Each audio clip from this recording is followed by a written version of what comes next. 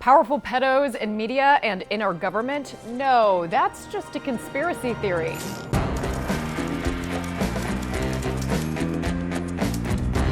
Wait a minute, CNN fires a producer who worked with Chris Cuomo for luring minors and engaging in sexual activity with them. And just after that, Project Veritas exposes another CNN producer for fantasizing about sex acts with his fiance's minor daughter. I love that she is getting hot. I want to taste how wet she makes you. And he's talking about who? His stepdaughter, who's 14 years old. Oh, and in case you missed it, BuzzFeed came out with a bombshell that secret CIA files say staffers committed sex crimes involving children, and nearly all of them were never prosecuted.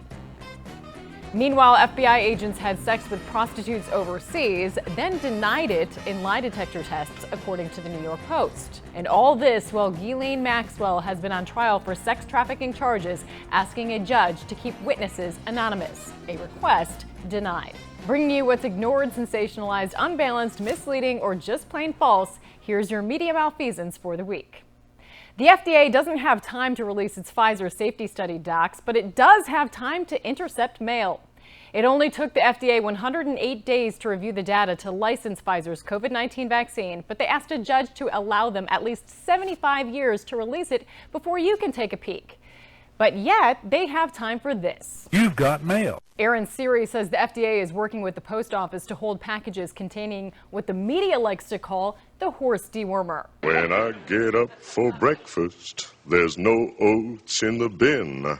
Check out this letter. It's a directive to detain and destroy the medication. At worst, it doesn't do anything to help. There's no true track record of the drug killing anyone when taken in the right dose, as prescribed by a doctor. But at best, it can save lives. There's been at least 30 randomized control trials showing its promise. Yet the FDA has time to interfere in personal health choices.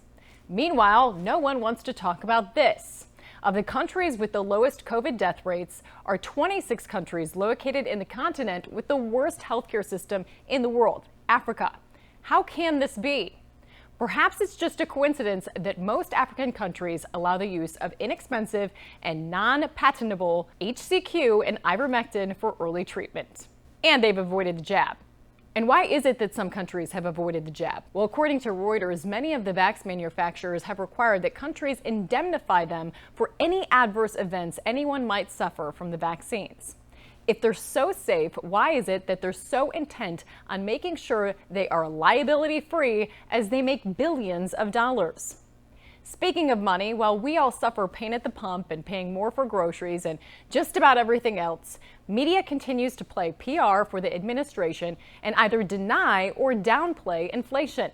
The truth? Inflation spiked nearly 7% in November on a year-over-year basis, the fastest rate in more than 40 years, according to the Bureau of Labor Statistics. Now, CNN pointed this out. This is something we have not seen in modern times, numbers like this. And you look at a line chart of inflation and you can see this is the worst in years. And then the spin, saying it's a sign of a really strong economy. This is a sign of a really strong economy, guys. People are rushing out all at the same time to buy the stuff they want. NPR spun it this way.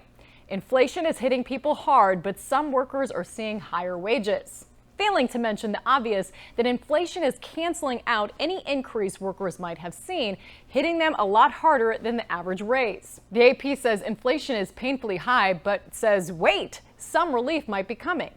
Inflation is painfully high, but this hopefully is close to as bad as it gets. It's news to say what is being hoped for. But wait, Bloomberg has a solution. How to cope with rising inflation? Just spend your paycheck right away. And Twitter is actually now admitting it will ban you for telling the truth if they don't like the truth you're spreading. Even though the CDC, WHO, and Fauci himself have said vaccinated people can still contract and spread COVID-19. It is clear that they are capable of transmitting the infection to uninfected individuals. If you say that, you can be banned. And you know those fact checkers on Facebook? In a court hearing, Facebook says what many of us have already caught on to. Its fact checks are merely opinion assertions. And another headline on repeat this week, U.S. reaches 800,000 COVID-19 deaths. The subheadline: the U.S. death toll from COVID-19 is roughly equivalent to how many Americans die each year from heart disease or stroke. We're about 2 years in dealing with COVID, so we're dealing with basically half the deaths, but 10 times the hysteria.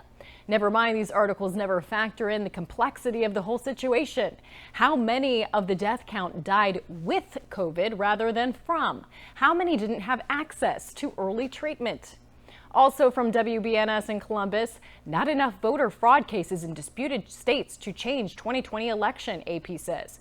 Oh, so before there was no voter fraud. There is not fraud in our mail-in ballot system. I cannot say that enough. And now they're saying there wasn't enough. AP uses the word analysis, but didn't mention looking into any of the canvassing, any of the forensic audit findings, or any of the concerns about voting rules changed to accommodate a record number of mail-in ballots or votes counted well after Election Day. You want answers! I want the truth! You can't handle the truth! For KLIM.News, I'm Kristi Leigh.